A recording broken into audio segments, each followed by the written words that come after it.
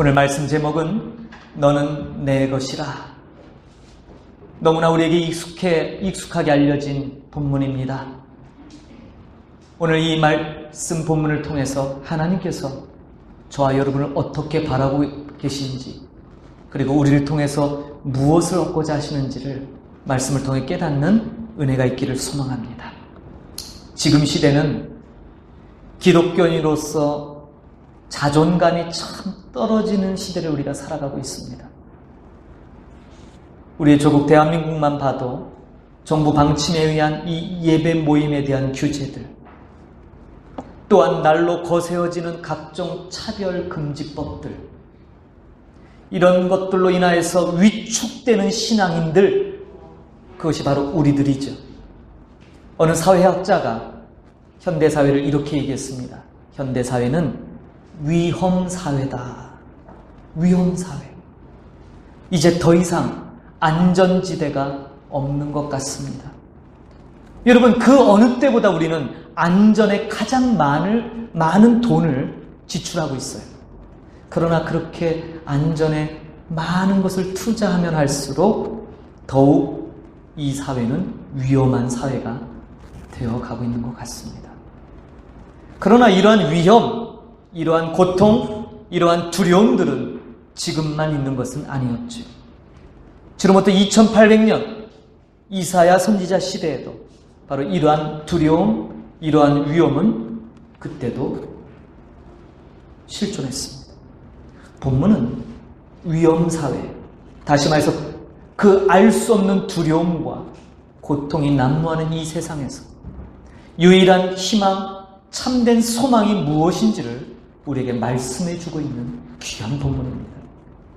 그러면 근본적으로 이런 위험과 이런 두려움을 왜 우리는 떨쳐버리지 못할까요? 왜 이런 것들이 우리를 늘 엄습하며 붙들고 있을까요? 성경은 그것은 바로 죄 때문이다 라고 말씀합니다. 죄로 인한 결과라는 것이에요.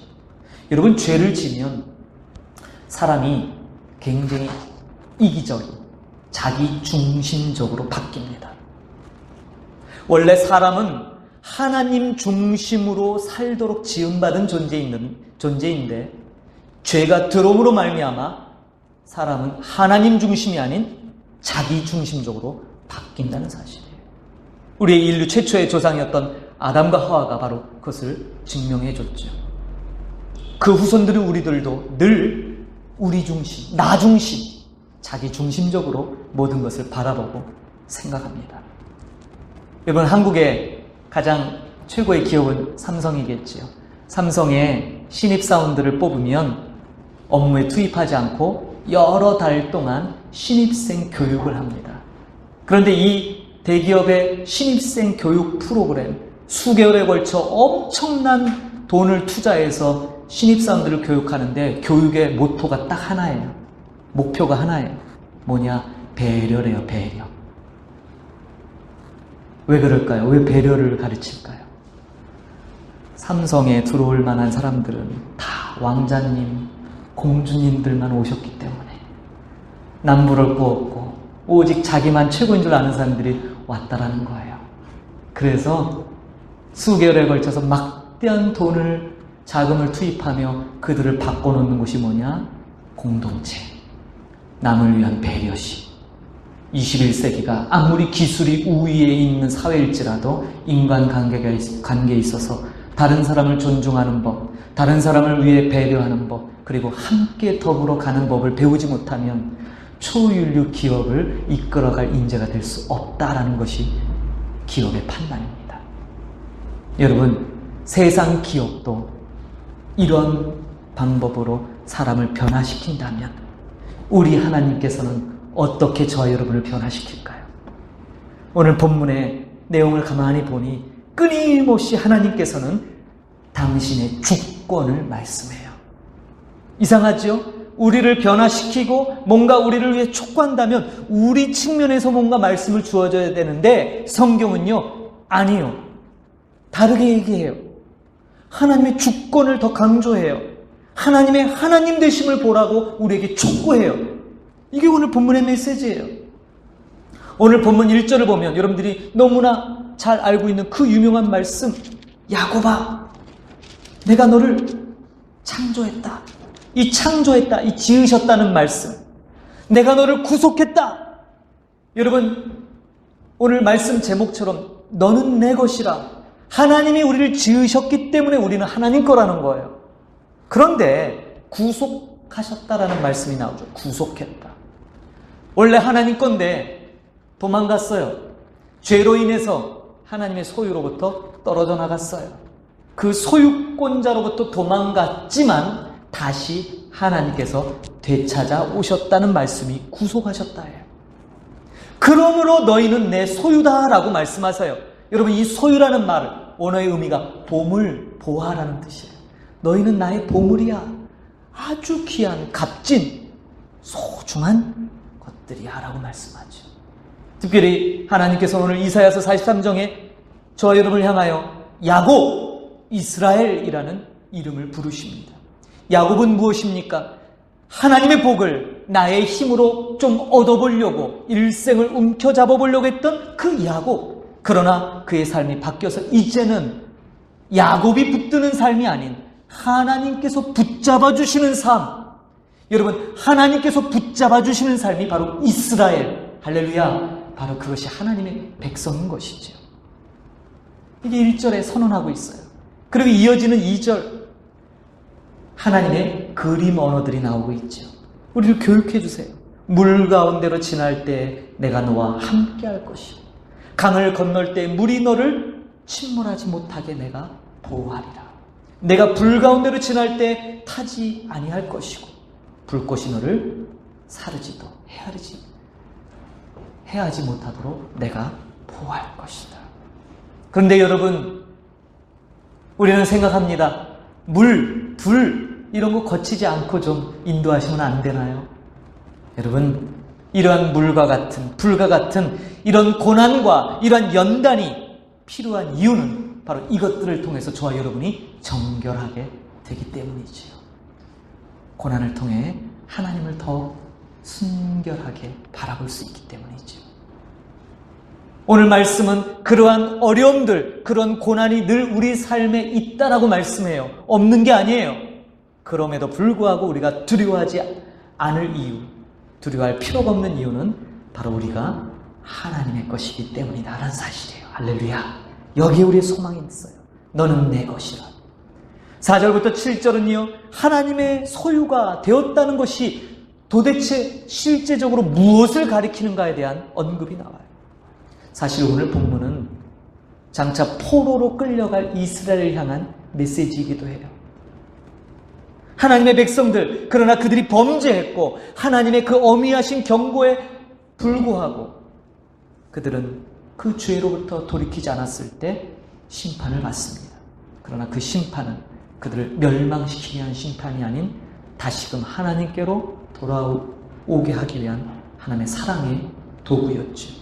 환난, 핍박이 다가오지만 그럼에도 두려워하지 않을 이유를 하나님께서는 계속해서 우리에게 말씀하고 계십니다.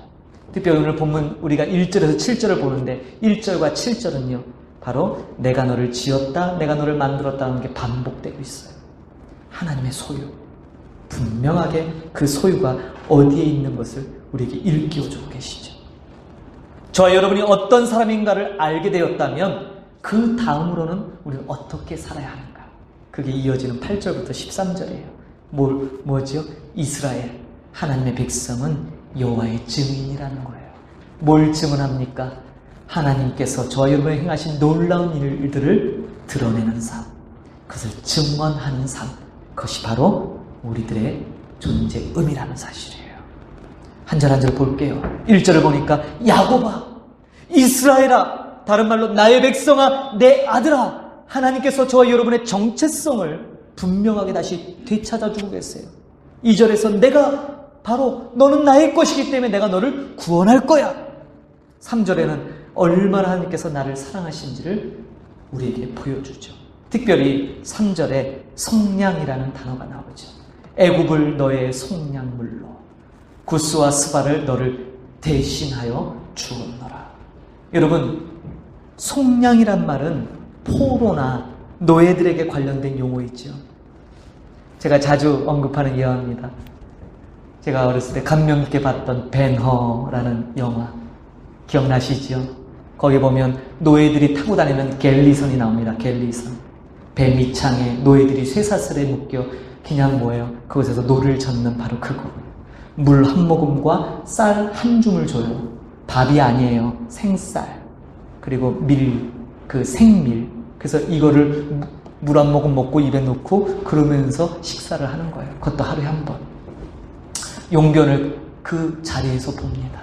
얼마나 악취가 나고 얼마나 짐승과 같은 그런 취급을 받습니까? 노예는 값이 매겨지죠. 왜요? 상품이기 때문이에요. 성경에 노예로 팔려간 사람들이 많잖아요. 요셉은 은 20에 팔려가죠. 이 노예는요, 속전에 의해서 주인에게 귀속돼요. 값을 주고 삽니다, 노예를. 그러면 노예가 노예 신분을 벗는 길은 주인이 속전을 받고 나를 풀어주든지 다른 이에게 양도하는 거예요. 그리고 이것을 성경은 속량이라고 해요. 속전과 속량이 다르죠. 속전은 몸값이에요, 몸값. 그런데 그 값을 지불하고 소유권이 이전되거나 자유인이 됐다, 속량받았다라고 표현하죠. 바벨론의 포로 생활에서 벗어나려면 이스라엘은 누군가 속전을 내고 그들을 속량하셔야만 해요. 그런데 하나님이 지금 뭐라고 말씀하냐면, 야, 이스라엘아, 너희의 값이 얼만 줄 알아? 너희의 몸값이 애굽, 구스, 스바, 이 나라들보다 더 네가 값져.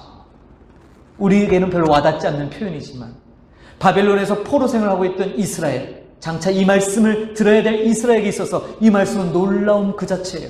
왜요? 당대의 최고 나라가 애굽 아닙니까? 애굽과 구스, 스바는요, 고대 근동세계의 강력한 제국들이에요. 이 세 나라를 합치면요, 세계 최강국이 돼요. 지금 신은 바벨론보다도 더 어마어마한 세력들, 어마어마한 나라, 부러움의 대상이었던 그 강대국을 다 합쳐도 너 하나만 못하다라는 것이 하나님의 평가예요. 하나님께서 생각하시는 이스라엘의 가치는 바로 이처럼 어마어마하다라는 거예요. 근데 여러분, 그들은 망한 자들이에요. 그런데 하나님은 그 망한 자들을 그렇게 존귀한 자로 취급하시라. 그리고 오늘 이 본 말씀은 바사의 고레스 대왕 때 그대로 성취되죠. 바사 그러면 좀 굉장히 잘 안 하시죠. 바사, 페르시아예요. 페르시아의 건국자 이 고레스 대왕 때 실제로 애굽과 구스와 스바가 전부 페르시아 영토에 병합됩니다. 실제로 하나님 말씀 그대로 성취되어지죠. 그리고 이때 그리고 이스라엘은 예루살렘으로 포로에서 귀향하게 됩니다. 약속의 성취. 그러므로 오늘 본문 4절 보니까 내가 내 눈에 보배롭고 존귀하며 내가 너를 사랑하였은즉 내가 내 대신 사람들을 내어주며 백성들이 내 생명을 대신하리니. 사랑하는 성도 여러분, 오늘 이 말씀은 어쩌면요, 우리와는 너무나 거리가 먼 듯한 말씀 같지만 사실은요, 너무나 우리의 처지와 형편과 똑같은 말씀이에요. 늘 우리를 둘러싸고 있는 이 세상은 늘 우리에게 좌절을 안겨주고 우리에게 낭망을 가져다 줍니다. 그러나 오늘 이 본문의 말씀을 대할 때 하나님의 마음을 우리가 헤아린다면 이 말씀을 통해서 하나님이 원하시는 바는 뭐예요? 비록 우리가 범죄하고 비록 우리가 죄를 져서 하나님께 징계를 받을지라도 그 징계는 멸망의 징계가 아닌 우리를 새롭게 하시고 다시 시작하시려고 하는 하나님의 놀라운 의지의 결단이라는 사실이에요. 그래서 말씀해요. 나를 잊어버리고 마귀의 자식처럼 살았던 너희들, 그러나 내가 기필코 속전을 내어 너희를 속량하겠다. 할렐루야. 하나님을 떠나서 하나님이 주시는 복보다는 이 세상의 부귀영화를 쫓고자 그렇게 우리의 인생을 낭비해버린 우리들, 세상 바벨론의 포로처럼 아니라 하면서도 늘 세상의 포로처럼 살아가는 저와 여러분들에게 주님 오늘 말씀합니다. 너의 참된 주인은 바로 나라고. 늘 그런 말씀을 들으면서도 우리는 주저주저하죠. 그때 주시는 말씀이 너는 나의 아들이야, 나의 백성이야, 나의 상속자야. 너는 같이 있어. 그러므로 우리가 드리는 이 예배를 하나님이 기뻐 받으시겠다라고 말씀해요. 그런데도 우리는 늘 예배하면서 이런 마음을 갖죠. 하나님이 나를 사랑하시기는 하나? 정말 나를 아끼시기는 하는 걸까? 나의 기도를 들으시기는 할까? 근데 성경은요, 이렇게 말씀해요. 내가 너희를 위하여 속전, 그 몸값을 지불하는데 그 몸값이 뭔 줄 알아? 라고 얘기하죠. 여러분 다 아시죠? 성경에서 가장 유명한 성경 구절 뭐죠? 요한복음 3장 16절. 띄우지 않아도 다 아시죠? 한번 암송해 볼까요? 요한복음 3장 16절 시작. 하나님이 세상을 이처럼 사랑하사 독생자를 주셨으니 이는 저를 믿는 자마다 멸망치 않고 영생을 얻게 하려 하십니다. 아멘. 그렇습니다. 성경에서 가장 유명한 이 말씀, 바로 저와 여러분의 속전으로, 그 값으로 예수 그리스도를 주셨다는 거예요. 그래서 여러분, 흔한 말로 우리 예전에 돈이 많이 나가는 사람 600만 불의 사나이 이런 거 있었잖아요. 근데 여러분들은 뭐예요? 예수님 짜리, 예수님의 값을 부여받은 예수님 짜리의 사람들인 줄 믿습니다. 세상은 늘 우리를 바보스럽다고, 우리를 멍청이 취급하고, 저렇게 살아서 어떻게 이 험한 세상을 살까 하며 우리를 조롱하는 사람들 앞에 우리는 우리의 정체성을 찾아야 돼요. 우리는 예수님 자리. 모든 사람들이, 아니 심지어 나 자신조차도 그렇게 우리를 아무 무가치하게 여길 수밖에 없는 그런 환경 속에서 오늘 이 주어지는 본문의 말씀은 다시 저와 여러분의 정체성, 우리의 가치가 무엇인지를 일깨워주는 생명의 말씀인 줄 믿습니다. 그러므로 여러분, 나의 기도 하나님이 들어주실까? 당연히 들어주시지요. 이런 나를 하나님이 사랑하실까? 무슨 말이 더 필요하겠어요? 너무너무 귀하게 보신다 이 말이에요.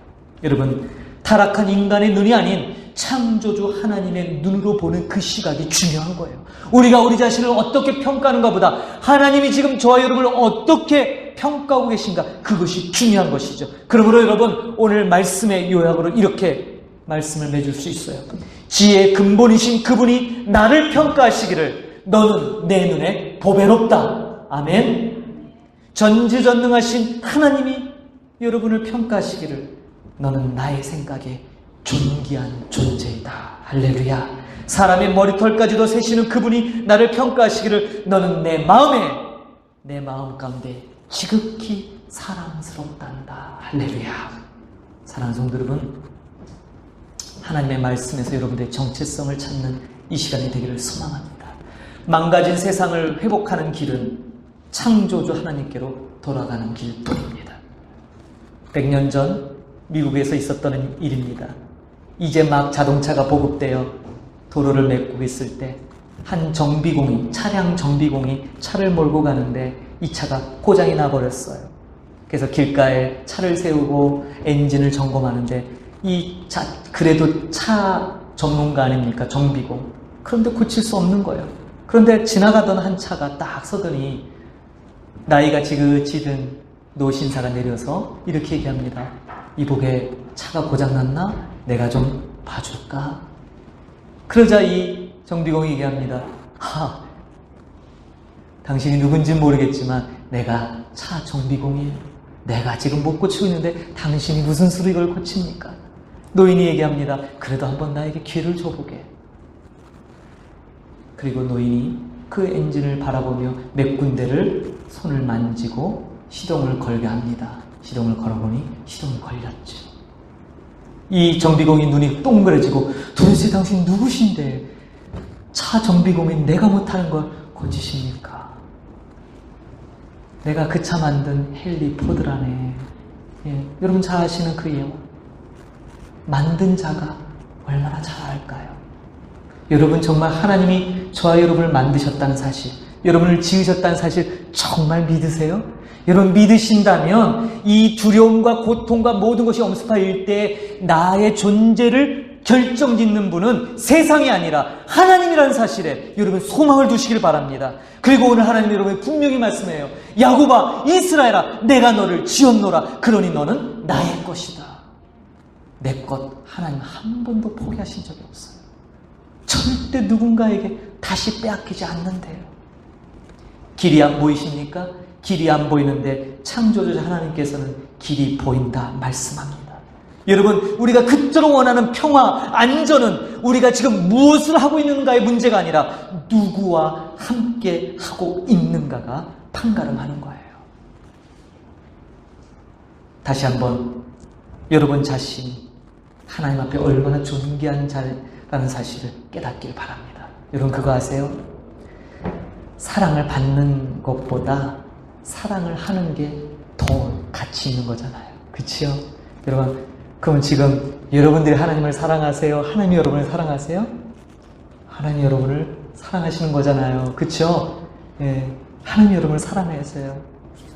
그러므로 오늘 본문의 주인공은 이스라엘이 아니라 우리를 사랑하시는 하나님이 주인공이시죠. 할렐루야. 그러므로 그 주인공 되신 하나님 앞에 우리의 인생에 초점을 맞추고 살아가는 것이 신앙인의 본분입니다. 그것을 회복하는 것이 우리의 삶이 되어야 돼요. 이 코로나19로 인해서 정말 어려운 이때 여러분의 신앙을 다시 회복하기를 축복합니다. 그 사랑 베푸시는 그 하나님, 그분이 오늘 말씀합니다. 내가 너를 지명하여 불렀나니 너는 나의 것이다. 결코 포기하지 않는다. 하나님의 그 보호하심과 그 지키심의 은혜 가운데 우리의 삶이 나아가고 있다는 사실을 이 한 주간을 살아가면서 여러분 삶으로 한번 그 하나님의 사랑을 많이 경험하는 복된 한 주간이 되기를 축복합니다. 그러므로 오늘 결단 찬양 나의 안에 거하라, 우리가 예전에 참 많이 불렀던 찬양이지요. 이 찬양으로 우리의 마음을 다시 주님 앞에 결단하는 시간을 갖도록 하겠습니다. 함께 일어나서 우리 결단 찬양 하겠습니다.